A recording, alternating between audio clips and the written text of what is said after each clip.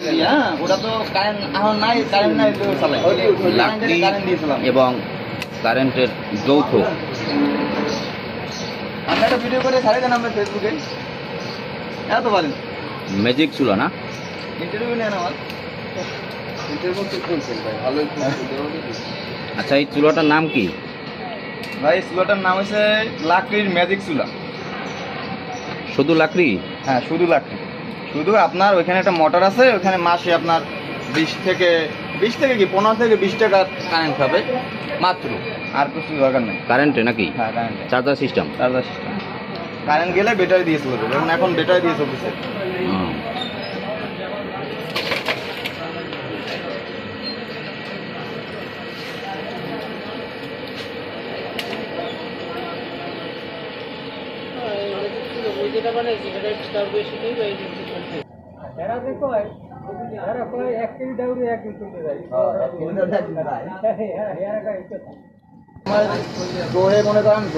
চুলাটা এই যে ব্রেকআপ ব্যাটারি আছে, এখানে ব্রেকআপ ব্যাটারি দিয়ে এখানে মোটর দ্বারা দূরত্ব বজায় রাখবে না, কারণ হচ্ছে এই আপনার হিট হয়ে গেলে ব্যাটারি সমস্যা।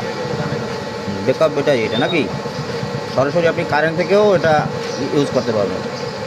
অর্থাৎ এখানে একটা মোটর আছে, মোটরটা চালিয়ে রাখা লাগবে এবং এই রেগুলেটর আছে, কমানো বাড়ানোর অপশন আছে।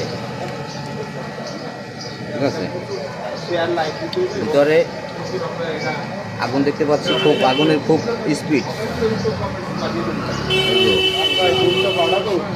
তেলের যে